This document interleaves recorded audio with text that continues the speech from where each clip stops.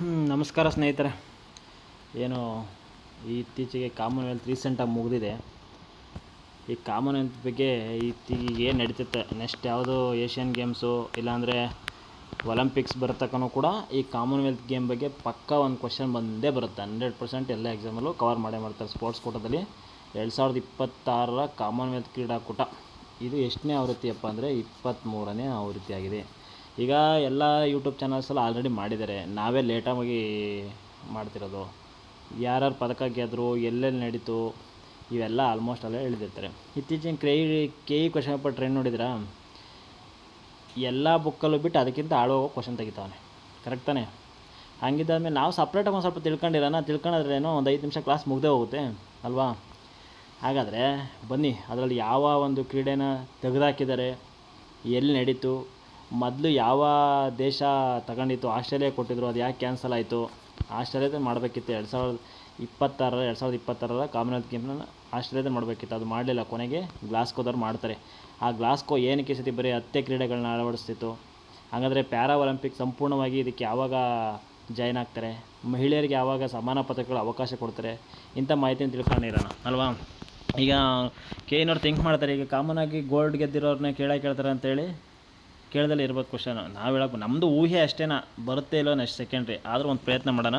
ಬನ್ನಿ, ಒಂದು ಸ್ವಲ್ಪ ಕ್ಲಾಸ್ ಇದು ಮಾಡ್ಕೊತ ಹೋಗೋಣ, ನೋಡ್ಕೊತ ಹೋಗೋಣ. ನಿಮ್ಮ ಜೊತೆಗೆ ನಾವು ಕಲಿಕೆ ಅಷ್ಟೇ, ನಾವೇನು ಪಂಡ್ರಲ್ಲ. ಪಾಪ ಎಂತೆಂಥ ಯೂಟ್ಯೂಬ್ ಚಾನಲ್ಸ್ ಇದ್ದಾರೆ, ಎಂತೆಂಥ ಪಂಡಿತಿದ್ದಾರೆ, ನಾವು ಅವ್ರ ಮುಂದೆ 0%. ಆದರೂ ಒಂದೇ ಒಂದು ಖುಷಿಗೋಸ್ಕರ ನಾವು ಮಾಡ್ತಾ ಇರೋದು.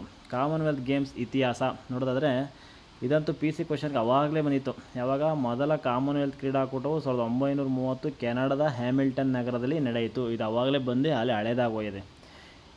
ಬ್ರಿಟಿಷ್ ಎಂಪೈರ್ ಗೇಮ್ಸ್ ಎಂದು ಕರೀತಿದ್ದಾರೆ. ಇದು ಕೂಡ ಎಸ್ ಎಸ್ ಬಿನಲ್ಲಿ ಕೇಳಿದ್ದಾರೆ. ರೀಸೆಂಟಾಗಿ 2022ರಲ್ಲಿ ಯಾವುದೋ ಒಂದು ಎಕ್ಸಾಮಲ್ಲಿ SSBನಲ್ಲಿ ಕೇಳಿದ್ದಾರೆ. ಅಂದರೆ ಕಾಮನ್ವೆಲ್ತ್ ಗೇಮ್ನ ಹಳೆಯ ಹೆಸರು ಏನಪ್ಪ ಅಂದರೆ ಬ್ರಿಟಿಷ್ ಎಂಪೈರ್ ಗೇಮ್ಸ್ ಅಂತ ಹೆಸರಿತ್ತು.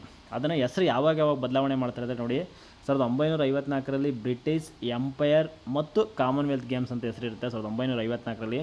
1970ರಲ್ಲಿ ಅದನ್ನು ಏನು ಮಾಡ್ತಾರೆ ಅಂದರೆ ಬ್ರಿಟಿಷ್ ಕಾಮನ್ವೆಲ್ತ್ ಗೇಮ್ಸ್ ಅಷ್ಟೇ ಮಾಡ್ತಾರೆ 1970ರಲ್ಲಿ. 1978ರಲ್ಲಿ ಏನು ಮಾಡ್ತಾರಪ್ಪ ಅಂದರೆ ಅದನ್ನು ಸಂಪೂರ್ಣವಾಗಿ ಕಾಮನ್ವೆಲ್ತ್ ಗೇಮ್ಸ್ ಅಂತ ಮರುನಾಮಕರಣ ಮಾಡ್ತಾರೆ. ನೋಡಿ ಹೆಸರು ಯಾವ ಥರ ಬದಲಾವಣೆ ಆಗಿದೆ. 54ರಲ್ಲಿ ಬ್ರಿಟಿಷ್ ಎಂಪೈರ್ಸ್ ಅಂತ ಇತ್ತು, 1970ರಲ್ಲಿ ಬ್ರಿಟಿಷ್ ಕಾಮನ್ವೆಲ್ತ್ ಆಯಿತು. ಈಗ ಬ್ರಿಟಿಷ್ ಪದವನ್ನು ತೆಗೆದು ಜಸ್ಟ್ ಕಾಮನ್ವೆಲ್ತ್ ಗೇಮ್ಸ್ ಅಂತ ಮಾಡಿದ್ದಾರೆ. ಇದು ಒಲಿಂಪಿಕ್ಸ್ನಂತೆ 4 ವರ್ಷಕ್ಕೊಮ್ಮೆ, ಪ್ರತಿ 4 ವರ್ಷಕ್ಕೊಮ್ಮೆ ಈ ಒಂದು ಕ್ರೀಡಾಕೂಟವನ್ನು ಸಹ ನಡೆಸ್ತಾ ಹೋಗ್ತಾರೆ. ಹಾಗಾದರೆ ಈ ಕಾಮನ್ವೆಲ್ತ್ ಗೇಮ್ಸು 2 ಬಾರಿ ನಡೆದಿಲ್ಲ. ಯಾಕೆ ಅಂದರೆ ಮಹಾಯುದ್ಧ, 2ನೇ ಮಹಾಯುದ್ಧ ಸಂದರ್ಭದಲ್ಲಿ 1942, 1946. ಆಮೇಲೆ ಮೊದಲನೇ ಮಹಾಯುದ್ಧದಲ್ಲಿ ಯಾಕೆ ನಡೀಲಿಲ್ಲ ಅಂತ ಕೇಳ್ಬಿಟ್ರೆ ಮತ್ತೆ 1930ರಿಂದ ಈ ಕಾಮನ್ವೆಲ್ತ್ ಗೇಮ್ ಸ್ಟಾರ್ಟ್ ಆಗಿದೆ. ಅಷ್ಟೊತ್ತಿಗಾಲೇ ಮೊದಲನೇ ಮಹಾಯುದ್ಧ ಮುಗಿದೋಗಿದೆ. ಇಲ್ಲಿ 2ನೇ ಮಹಾಯುದ್ಧ ಆಗಿರೋದ್ರಿಂದ 1942, 1946ರಲ್ಲಿ ಈ ಒಂದು ಕ್ರೀಡಾಕೂಟಗಳು ನಡೆದಿಲ್ಲ. ಆದರೆ ಈ ಒಂದು ಕಾಮನ್ವೆಲ್ತ್ ಗೇಮ್ಸ್ನಲ್ಲಿ ಭಾಗವಹಿಸುವ ಒಟ್ಟು ದೇಶಗಳು ಎಷ್ಟಂದರೆ 56 ಸ್ವತಂತ್ರ ರಾಷ್ಟ್ರಗಳು. ಆದರೆ 74 ಪ್ರದೇಶಗಳು ಅಥವಾ ತಂಡಗಳು ಭಾಗವಹಿಸ್ತವಂತೆ. ಇಲ್ಲಿ 56 ದೇಶಗಳು ಭಾಗವಹಿಸ್ತವೆ, 74 ಪ್ರದೇಶಗಳು ಅಥವಾ ತಂಡಗಳು ಭಾಗವಹಿಸ್ತವಂತೆ. ನೋಡಿ, ಈ ಥರ ಕೇಳ್ಬೋದು ಹೇಳಿಕೆ ರೂಪದಲ್ಲಿ. ಯಾವ ಥರ ಕೇಳ್ಬೋದು? ಮೊದಲನೇ ಹೆಸರು ಬ್ರಿಟಿಷ್ ಎಂಪೈರ್ ಅಂತ ಇತ್ತು. ಇದು ಮೊದಲ ಕಾಮನ್ವೆಲ್ತ್ ಯಾವಾಗಿಂದ 1930 ಸ್ಟಾರ್ಟ್ ಆಯಿತು, 4 ವರ್ಷಕ್ಕೊಮ್ಮೆ ನಡೀತಿದೆ. ಈ ಭಾಗವಹಿಸುವ ದೇಶಗಳ ಸಂಖ್ಯೆ ಎಷ್ಟು? 56. ಇನ್ನು ಕೇಳ್ಬೋದು ಹೇಳಿಕೆ ರೂಪದಲ್ಲಿ ಅಲ್ವಾ, ನಾವೆಲ್ಲ ತಿಳ್ಕೊಂಡಿರ್ಬೇಕು. ಇನ್ನೊಂದು ಪ್ರಮುಖ ಮೈಲುಗಳು ಏನಪ್ಪ ಅಂದರೆ ಕ್ವೀನ್ಸ್ ಬ್ಯಾಟನ್ ರಿಲೇ. 1958ರ ಕಾರ್ಡಿಫ್ ಗೇಮ್ಸ್ ಮೊದಲ ಬಾರಿಗೆ ಬ್ಯಾಟನ್ ರಿಲೇಯನ್ನು ಪ್ರಾರಂಭಿಸಿದರು. ಈ ಬ್ಯಾಟನ್ ರಿಲೇ ಏನಂದ್ರಪ್ಪ ಅಂದರೆ ಈ ಒಂದು ಕಾಮನ್ವೆಲ್ತ್ ಸ್ಟಾರ್ಟ್ ಆಗೋದಕ್ಕಿಂತ ಮುಂಚೆಯಾಗಿ ಬ್ರಿಟಿಷ್ ಎಂಪೈರ್ಗೆ ಈ ಒಂದು ರಿಲೇಯನ್ನು ಕೊಟ್ಟು ಕಾಮನ್ವೆಲ್ತ್ ಸ್ಟಾರ್ಟ್ ಮಾಡ್ತಾರೆ, ಅದೇ ಇದರ್ಥ. ಪ್ಯಾರಾ ಸ್ಪೋರ್ಟ್ಸ್ ಸೇರ್ಪಡೆ. ಪ್ಯಾರಾ ಸ್ಪೋರ್ಟ್ಸ್ ಯಾವಾಗ ಸೇರ್ಪಡೆ ಆಯಿತು ಅಂದರೆ 2002ನೇ ಇಸ್ವಿ. ನೋಡಿ, ಮ್ಯಾಂಚೆಸ್ಟರ್ ಗೇಮ್ಸ್ನಲ್ಲಿ ವಿಕಲಚೇತನ ಕ್ರೀಡಾಪಟುಗಳು ಪೂರ್ಣ ಪ್ರಮಾಣದಲ್ಲಿ ಸೇರಿಸಿಕೊಳ್ಳಲಾಯಿತು. ಇಲ್ಲಿ ಕೈಕಾಲು ಚೆನ್ನಾಗಿರೋರು ಕಾಮನ್ವೆಲ್ತ್ ಗೇಮ್ಸಲ್ಲಿ ಒಂದೇ ಸಲ ಭಾಗವಹಿಸ್ತಾರೆ, ಅಂಗವಿಕಲರು ಕೂಡ ಭಾಗವಹಿಸಿ ರೈತಾರೆ. ಹಾಗಾದರೆ ಕರ್ನಾಟಕದಿಂದ ಈ ಶಿಲ್ಪಾಕ್ಕೆ ಹೋಗಿರ್ತಾರೆ ಇವರು. F57ನಲ್ಲಿ ಶಾರ್ಟ್ ಪುಟ್ ಸ್ಪರ್ಧೆಯಲ್ಲಿ ಮೊದಲ ಬಾರಿಗೆ ಕಂಚು ಗೆಲ್ತಾರೆ. ಕರ್ನಾಟಕದಿಂದ ಹೋಗಿರ್ತಕ್ಕಂಥ ಮಹಿಳೆಯರು ಕಂಚು ಗೆಲ್ತಾರೆ. ನೋಡಿ, ಇದೆ ವಿಕಲಚೇತನ ಕ್ರೀಡಾಪಟುಗಳು ಪೂರ್ಣ ಪ್ರಮಾಣದಲ್ಲಿ ಸೇರಿಸಿಕೊಳ್ಳೋದಾಯಿತು. ಯಾವಾಗ ಅಂದರೆ 2002ನೇ ಇಸ್ವಿಯಲ್ಲಿ. ಅದೇ ರೀತಿಗೆ ಲಿಂಗ ಸಮಾನತೆ ಅಂದರೆ 2008ನ ಕಾಮನ್ವೆಲ್ತ್ ಗೇಮ್ಸ್ನಲ್ಲಿ ಗೋಲ್ಡ್ ಕ್ವಶನ್ ನಡೀತಿದೆ. ಅಲ್ಲೇನಪ್ಪ ಅಂದರೆ ಪುರುಷ ಮತ್ತು ಮಹಿಳೆಯರಿಗೆ ಸಮಾನವಾದ ಪದಕಗಳನ್ನು ನೀಡಲಾಗುತ್ತದೆ. ಲಿಂಗ ಸಮಾನತೆ ಯಾವ ಒಂದು ಕಾಮನ್ವೆಲ್ತಲ್ಲಿ ಬಂತು ಅಂದರೆ 2018ರ ಗೋಲ್ಡ್ ಕೋಸ್ಟ್. ಓಕೆನಾ? ಭಾರತದ ಬಗ್ಗೆ ನೋಡ್ತಕ್ಕಂಥದ್ದಾದರೆ ಭಾರತವು 1934 ಲಂಡನ್ ಗೇಮ್ಸ್ನಲ್ಲಿ ಮೊದಲ ಬಾರಿಗೆ ಭಾಗವಹಿಸಿತು. ಕಾಮನ್ವೆಲ್ತ್ ಕ್ರೀಡಾಕೂಟದಲ್ಲಿ ಭಾರತ ಯಾವಾಗ ಭಾಗವಹಿಸಿದೆ ಅಂದರೆ 1934ರಲ್ಲಿ. ಮೊದಲ ಪದಕ ಯಾರು ಗೆದ್ದರು? ರಶೀದ್ ಅನ್ಸರ್. ಯಾವ ಒಂದು ವಿಭಾಗದಲ್ಲಿ ಅಂದರೆ ಭಾರತ ಮೊದಲ ಕುಸ್ತಿಪಟು ರಶೀದ್ ಅನ್ವರ್ ಅಂತಕ್ಕಂಥ ಕುಸ್ತಿಪಟು. ಅವ್ರು ಯಾವ ಪದಕವನ್ನು ಗೆಲ್ತಾರೆ ಅಂದರೆ ಕಂಚಿನ ಪದಕವನ್ನು ಗೆಲ್ತಾರೆ. ಹಾಗಾದರೆ ಭಾರತ ಯಾವ ಒಂದು ಕಾಮನ್ವೆಲ್ತ್ ಗೇಮ್ಸ್ನಲ್ಲಿ ಅತಿ ಹೆಚ್ಚು ಪದಕಗಳನ್ನು ಗೆಲ್ತಿದೆ ಅಂದರೆ ಅದು ಡೆಲ್ಲಿ 2010ರಲ್ಲಿ ನಾವೇ ಆರ್ಗನೈಸ್ ಮಾಡಿರ್ತಾರೆ. 2ನೇ ಪ್ಲೇಸ್ ಮಾಡ್ಕೊಳುತ್ತೆ. ಇದರಲ್ಲಿ 2ನೇ ಪ್ಲೇಸ್ ಯಾವ್ದು ಮಾಡ್ಕೊಳುತ್ತೆ? 101 ಪದಕ, ಸಾರ್ವಕಾಲಿಕ ದಾಖಲೆ 101 ಪದಕವನ್ನು ಗೆಲ್ತಿದೆ. ಇದು ಅತ್ಯುತ್ತಮ ಸಾಧನೆಯಾಗಿದೆ. ಇದು ಈಗ ನೆಕ್ಸ್ಟ್ 24ನೇ ಆವೃತ್ತಿ ಇದೇ ಗುಜರಾತಿನ ಅಹಮದಾಬಾದ್ನಲ್ಲಿ 2030ನೇ ಇಸ್ವಿಗೆ ನಡೆಯುತ್ತದೆ. ಹಾಗಾದರೆ ಆತಿಥ್ಯ ವಹಿಸಿದ ರಾಷ್ಟ್ರ ಯಾವುದಪ್ಪ ಅಂದರೆ ಗ್ಲಾಸ್ಕೋ. 23ನೇ ಆವೃತ್ತಿ ಆತಿಥ್ಯ ವಹಿಸಿದ ರಾಷ್ಟ್ರ ಯಾವುದಂದರೆ ಗ್ಲಾಸ್ಕೋ, ಸ್ಕಾಟ್ಲ್ಯಾಂಡ್ ಯುಕೆಯಲ್ಲಿದೆ. ಆಸ್ಟ್ರೇಲಿಯಾದ ವಿಕ್ಟೋರಿಯಾ ಹಿಂತೆಗೆದುಕೊಂಡ ನಂತರ ಗ್ಲಾಸ್ಕೋ ಈ ನಗರವನ್ನು ಆಯ್ಕೆ ಮಾಡಿಕೊಳ್ತಾರೆ. ಇದನ್ನು ಯಾವಾಗ ನಡೀತಿದೆ? 2ನೇ ಬಾರಿಗೆ ಇದು ಗ್ಲಾಸ್ಕೋದಲ್ಲಿ ನಡೀತಕ್ಕಂಥ 2ನೇ ಬಾರಿ ಕಾಮನ್ವೆಲ್ತ್ ಕ್ರೀಡಾಕೂಟ ಇದೆ. ಮೊದಲ ಬಾರಿಗೆ 2014ರಲ್ಲಿ ನಡೆಸಿದೆ. ಈಗ 2022 ಬಾರಿ ನಡೀತಿದೆ. ಕೇವಲ 10 ಕ್ರೀಡೆಗಳು ನೋಡಿ, ಇದನ್ನು ಕೇಳಬಹುದು. ಕೇವಲ 10 ಕ್ರೀಡೆಗಳು ವೆಚ್ಚ ತಗ್ಗಿಸಲು 10 ಪ್ರಮುಖ ಕ್ರೀಡೆಗಳನ್ನು ಮಾತ್ರ ಸೀಮಿತಗೊಳಿಸಲಾಯಿತು. 6 ಪ್ಯಾರಾ ಕ್ರೀಡೆಗಳು ಇದರಲ್ಲಿ ಸೇರಿವೆ. ಈ ಸತಿ ಕೇವಲ 10 ಕ್ರೀಡೆಗಳಿಗೆ ಮಾತ್ರ ಅವಕಾಶಗಳನ್ನು ಕೊಟ್ಟಿದ್ದಾರೆ. ಪ್ಯಾರಾ ಕ್ರೀಡೆಗಳು ಎಷ್ಟಂದರೆ 6. ಪ್ಯಾರಾ ಕ್ರೀಡೆಗಳು ಎಷ್ಟಂದರೆ 6 ಕ್ರೀಡೆಗಳಿಗೆ ಅವಕಾಶವನ್ನು ಕೊಟ್ಟಿದ್ದಾರೆ. ಹಾಗೆ ಮುಂದೆ ನೋಡಿದ್ರೆ ಒಂದು ಸ್ವಲ್ಪ ಎಮ್ ಸಿ ಕ್ವಶನ್ ಇದ್ದಾವೆ. 2026ರ ಕಾಮನ್ವೆಲ್ತ್ ಗೇಮ್ಸ್ ಆತಿಥ್ಯಕ್ಕೆ ಸಂಬಂಧಿಸಿದ ಕೆಳಗಿನ ಹೇಳಿಕೆಗಳನ್ನು ಪರಿಗಣಿಸಿ. ಇದು KEN ಅವರ ಫೇವ್ರೇಟ್ ಕ್ವಶನ್. ಇದೇ ಪ್ಯಾಟರ್ನಲ್ಲಿ ತೆಗಿತಾ ಇದ್ದಾರೆ. ಓಕೆನಾ. 2026ರ ಕ್ರೀಡಾಕೂಟವು ಆಯೋಜಿಸಲು ಆಸ್ಟ್ರೇಲಿಯಾದ ವಿಕ್ಟೋರಿಯಾ ರಾಜ್ಯವು ವೆಚ್ಚದ ಕಾರಣ ನೀಡಿ ಹಿಂತೆಗೆದುಕೊಂಡಿತ್ತು. ಓಕೆ, ಒಂದೇ ಹೇಳಿಕೆ ಕರೆಕ್ಟಾಗಿದೆ. ಸ್ಕಾಟ್ಲೆಂಡ್ನ ಗ್ಲಾಸ್ಕೋ ನಗರವು 2026ರ ಕ್ರೀಡಾಕೂಟ ನೂತನ ಅತಿಥಿಯಾಗಿ ನಗರವಾಗಿ ಆಯ್ಕೆಯಾಗಿದೆ. ಎರಡೂ ಕರೆಕ್ಟ್, 2 ಹೇಳಿಕೆಗಳು ಕೂಡ ಕರೆಕ್ಟಾಗಿದ್ದಾವೆ. ಗ್ಲಾಸ್ಕೋ ತೆಗೆದುಕೊಳ್ಳಿ. ಓಕೆ, ಗ್ಲಾಸ್ಕೋ ಕಾಮನ್ವೆಲ್ತ್ ಗೇಮ್ಸ್ ಕ್ರೀಡೆಗೆ ಕುರಿತು ಕೆಳಗಿನ ಹೇಳಿಕೆಗಳನ್ನು ಗಮನಿಸಿ ಅಂತಿದೆ. 2026ರ ಆವೃತ್ತಿಯಲ್ಲಿ ಕೇವಲ 10 ಕ್ರೀಡೆಗಳನ್ನು ಅಳವಡಿಸಲಾಗಿದೆ. ಕೇವಲ 10 ಕ್ರೀಡೆಗಳನ್ನು ಅಳವಡಿಸಲಾಗಿದೆ. ಒಂದು ಸೆಕೆಂಡ್ ನೆಟ್ ಆಫ್ ಮಾಡ್ಬಿಡ್ತೀನಿ. 10 ಕ್ರೀಡೆಗಳು ಮಾತ್ರ ಅಳವಡಿಸ್ಕೊಳ್ಳಿದೆ. ಪ್ಯಾರಾ ಎಷ್ಟಪ್ಪ? ಪ್ಯಾರಾ ಕ್ರೀಡೆಗಳು ಕೇವಲ 6. ಪ್ಯಾರಾ ಕ್ರೀಡೆಗಳು ಕೇವಲ 6. ಇದರಲ್ಲಿ ಯಾವ ಗೇಮ್ನ ತೆಗೆದಾಕ್ತಾರಪ್ಪ ಅಂದರೆ ಇದರಲ್ಲಿ ಈ ಸತಿ ಸೇರಿಸಿಲ್ಲ ಅಂದರೆ ಬ್ಯಾಡ್ಮಿಂಟನ್ ಇಲ್ಲ, ಕ್ರಿಕೆಟ್ ಇಲ್ಲ, ಹಾಕಿ ಇಲ್ಲ, ಶೂಟಿಂಗ್ ಇಲ್ಲ. 2026ರ ಆವೃತ್ತಿಯಿಂದ ಕೈ ಬಿಡಲಾಗಿದೆ. ಇಷ್ಟು ಗೇಮ್ಗಳು ಕೂಡ ಕೈ ಬಿಡಲಾಗಿದೆ. ಕೇವಲ 10 ಕ್ರೀಡೆಗಳು ಪ್ಯಾರಾ ಕ್ರೀಡೆಗಳು 6 ಆಗಿರ್ತವೆ. ಓಕೆನಾ. ಮುಂದಿನ ಕ್ವಶನ್ ಏನಪ್ಪ ಅಂದರೆ ಕಾಮನ್ವೆಲ್ತ್ ಗೇಮ್ಸ್ ಇತಿಹಾಸಕ್ಕೆ ಸಂಬಂಧಿಸಿ ಕೆಳಗಿನ ಹೇಳಿಕೆಗಳಲ್ಲಿ ಯಾವುದು ಸರಿಯಾಗಿದೆ? ಮೊದಲ ಬಾರಿಗೆ 1930 ಕೆನಡಾದ ಹ್ಯಾಮಿಲ್ಟನ್ನಲ್ಲಿ ಈ ಕ್ರೀಡಾಕೂಟ ನಡೆಯಿತು. ಓಕೆ, ಆರಂಭದಲ್ಲಿ ಇದನ್ನು ಬ್ರಿಟಿಷ್ ಎಂಪೈರ್ ಗೇಮ್ಸ್ ಅಂತ 1954ರಲ್ಲಿ ಕರೀತಾರೆ. 1970ರಲ್ಲಿ ಬ್ರಿಟಿಷ್ ಕಾಮನ್ವೆಲ್ತ್ ಗೇಮ್ಸ್ ಆಗುತ್ತೆ. 1978ರಲ್ಲಿ ಕಾಮನ್ವೆಲ್ತ್ ಗೇಮ್ಸ್ ಆಗುತ್ತೆ. ಓಕೆನಾ. 2 ಹೇಳಿಕೆಗಳು ಕೂಡ ಕರೆಕ್ಟಾಗಿದ್ದಾವೆ.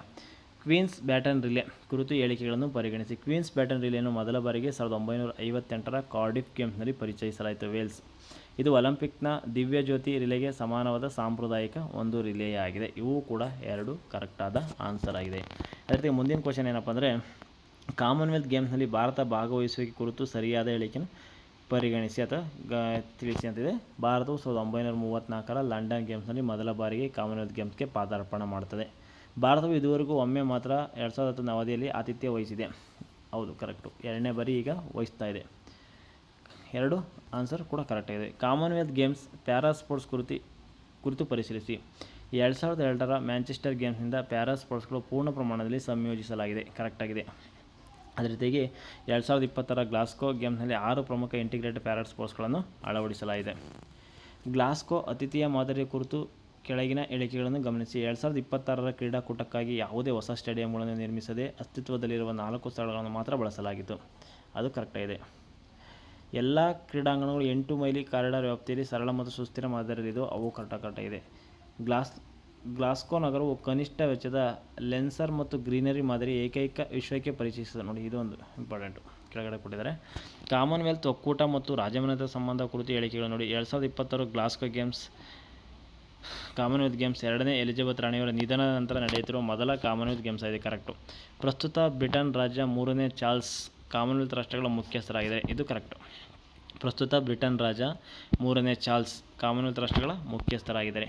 ಅದೇ ರೀತಿ ನೆಕ್ಸ್ಟ್ ಕ್ವಶನ್ ಏನಪ್ಪ ಅಂದರೆ ಕಾಮನ್ವೆಲ್ತ್ ಗೇಮ್ಸ್ ಸಾರ್ವಕಾಲಿಕ ಪದಕ ಪಟ್ಟಿಗೆ ಸಂಬಂಧಿಸಿದಂತೆ ಕಾಮನ್ವೆಲ್ತ್ ಗೇಮ್ಸ್ ಇತಿಹಾಸದಲ್ಲಿ ಆಸ್ಟ್ರೇಲಿಯಾ ದೇಶವು ಅತಿ ಹೆಚ್ಚು ಚಿನ್ನದ ಪದಕವನ್ನು ಪಡೆದುಕೊಂಡಿದೆ. ಭಾರತವು ಸಾರ್ವಕಾಲಿಕ ಪದಕ ಪಟ್ಟಿಯ ಒಟ್ಟಾರೆ 4ನೇ ಸ್ಥಾನವನ್ನು ಪಡೆದುಕೊಂಡಿದೆ. Canada, England. ಹಂಗಾರೆ ಮೊದಲನೇದು ಯಾವುದಪ್ಪ ಅಂದರೆ ಆಸ್ಟ್ರೇಲಿಯಾ. ಎರಡನೇದು ಇಂಗ್ಲೆಂಡ್, UK. Second UK. ಮೂರನೇದು ಕೆನಡಾ. ನಾಲ್ಕನೇದು ಭಾರತ, ನಮ್ಮ ಹೆಮ್ಮೆಯ ಭಾರತ. ಹಾಗಾದರೆ 2 ಹೇಳಿಕೆಗಳು ಕೂಡ ಕರೆಕ್ಟಾಗಿದ್ದಾವೆ. 2026ರ ಗ್ಲಾಸ್ಗೋ ಕಾಮನ್ವೆಲ್ತ್ ಗೇಮ್ಸ್ನ ವಿಶೇಷ ಸ್ಪರ್ಧೆಯ ಕುರಿತು ಹೇಳಿಕೆಗಳನ್ನು ಪರಿಗಣಿಸಿ. 1966ರ ನಂತರ ಮೊದಲ ಬಾರಿಗೆ 2020ರ ಐತಿಹಾಸಿಕ ಕಾಮನ್ವೆಲ್ತ್ ಮೈಲ್ ಓಟ ಮರಳುತ್ತಿದೆ. 1954ರ ವ್ಯಾಂಕೋವರ್ ಗೇಮ್ಸ್ನಲ್ಲಿ ರೋಜರ್ ಬ್ಯಾನಿಸ್ಟರ್ ಮತ್ತು ಜಾನ್ ಲ್ಯಾಂಡಿ ಓಡಿದ ಮಿರಾಕಲ್ ಮೈಲ್ ಅಂತ್ಯ ಪ್ರಸಿದ್ಧವಾಗಿದೆ. ಇವು ಕೂಡ 2 ಕರೆಕ್ಟಾದ ಒಂದು ಆನ್ಸರ್ ಆಗಿವೆ.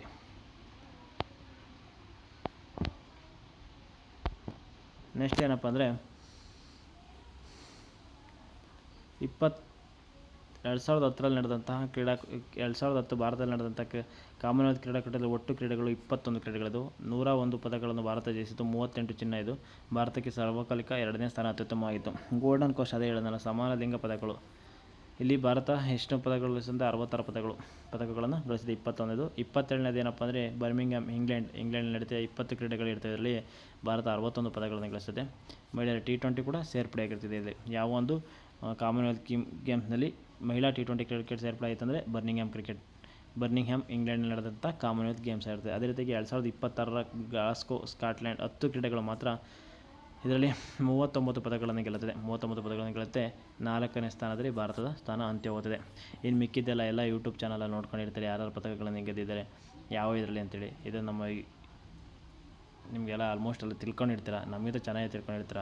ಒಂದು ಸಲ ನೋಡಿ, ನೀವು ಓದಿದ್ದಕ್ಕೂ ಟ್ಯಾಲಿ ಆಗಿ ರಿಪಿಟೇಷನ್ ಆದರೆ ನೆನಪಿನ ಹಂಗೆ ಉಳಿತೈತೆ, ಯಾವುದೇ ಕಾರಣಕ್ಕೂ ಮರ್ತೋಗಲ್ಲ. ಒಳ್ಳೆಯದಾಗಲಿ.